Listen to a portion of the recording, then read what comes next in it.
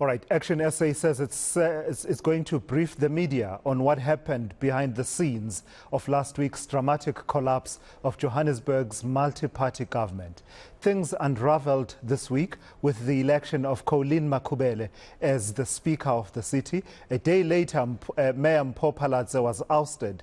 ActionSA's National Chairperson, Beaumont, joins me now in conversation. And Michael, initially I read what you put out on Facebook in terms of just outlining the processes. And I see now that you've issued a more extensive statement in terms of, your understanding of what happened. In your own words, it seems to me, though, that you're placing the blame fairly at the doorstep of the Democratic Alliance. Am I correct in that understanding?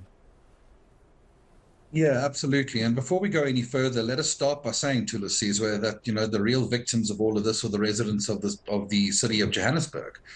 And while we as political parties tussle over this question, which is an important question, they themselves bear the consequence of this change.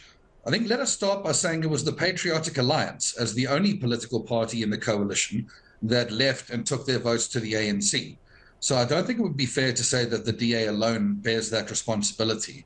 But certainly from our perspective, the coalition run by the Democratic Alliance made a number of decisions that were very short-sighted, that did not lend themselves towards the principles of co-governance, and created an environment where a party like the Patriotic Alliance said enough and walked away.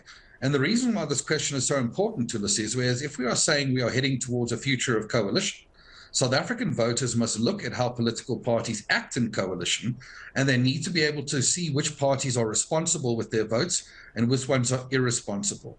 And our view is that the leadership the Democratic Alliance has played in Johannesburg in this coalition has been irresponsible.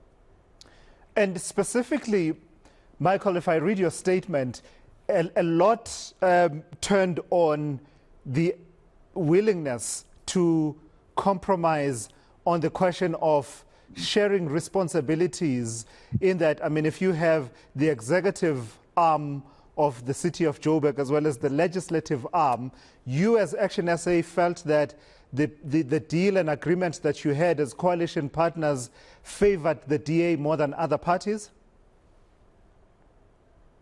Well, certainly, but I think it's important to remember, Lesizwe, that the Mayor, Speaker and Chief Whip were all elected before there was a coalition agreement.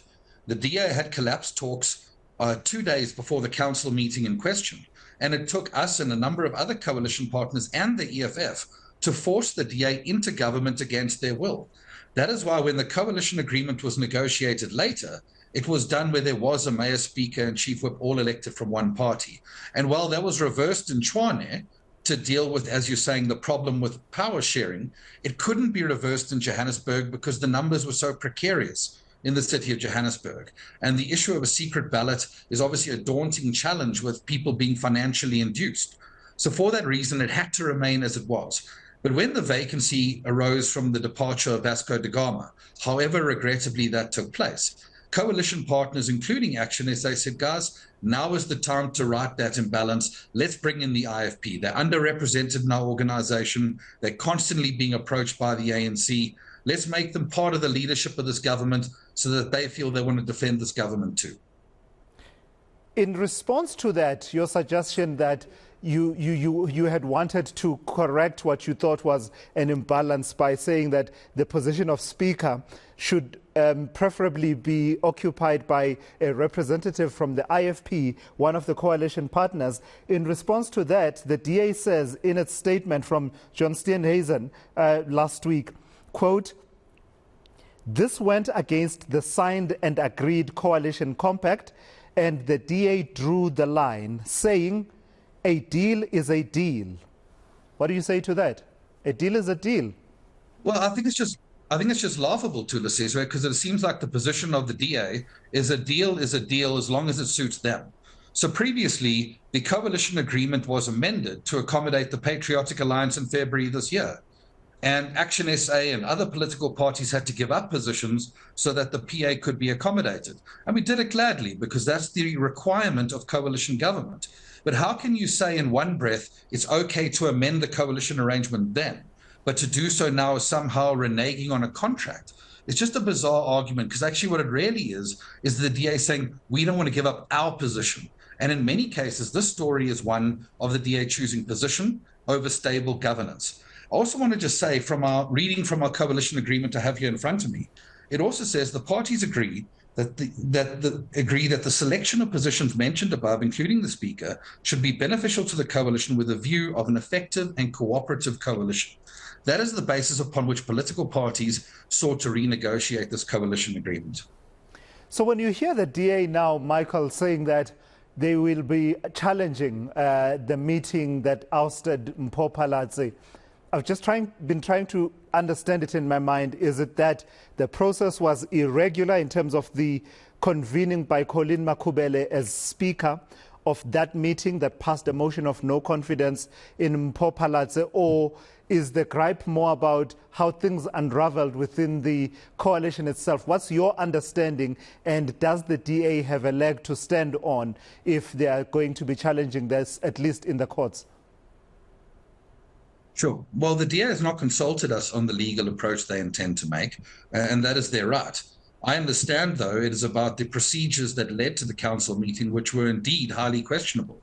A programming meeting was called where you have to discuss the agenda and place items on the agenda as per any legislature. And the reality is that they did not have a quorum, because coalition partners, including ActionSA, did not attend that meeting. And I think that's an important part for me to say here to the CSO, because there's been a very dishonest attempt to try and suggest that ActionSA has collapsed as coalition government.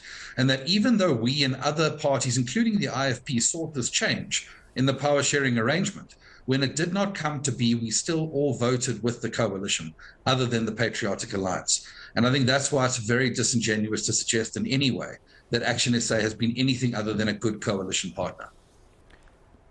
Just from the outside looking in, Michael, can you see how this makes you, as ActionSA, as Patriotic Alliance, as IFP and others, and the DA, look really, really bad in the eyes of South Africans and Joburgers, that you've just been concerned about who occupies the position of Speaker, the position of Mayor, etc., when sitting at home, when Eskom load sheds us, we wish, Michael Beaumont, we had a government that had taken the initiatives and was well on track to actually make Johannesburg a bit more independent of Eskom. We wish we had a government that was filling potholes, that was dealing with water leaks, etc. Instead, you as politicians are just concerned with, the IFP should occupy the position of Speaker.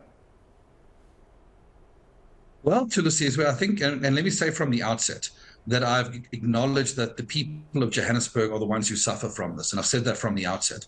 But let's be clear, this is not just about positions. This is about co-governance, because a coalition model can only succeed and be stable long enough to address the challenges that you have just mentioned if you have a stable government where political parties feel they're invested in the leadership structure of that municipality.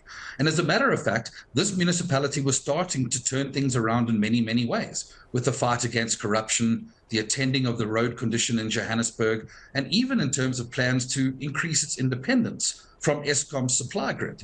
That is why the collapse of this coalition should be taken as a tragedy, precisely for those reasons. All right, Michael Beaumont, I've got to thank you for your time and your insights here on eNCA. He is the National Chairperson of ActionSA, weighing in there on their understanding of the reasons behind the collapse of the City of Joburg government, all within a matter of days, really, in 1 week. 1 week that changed almost everything that this city has known since November 2021.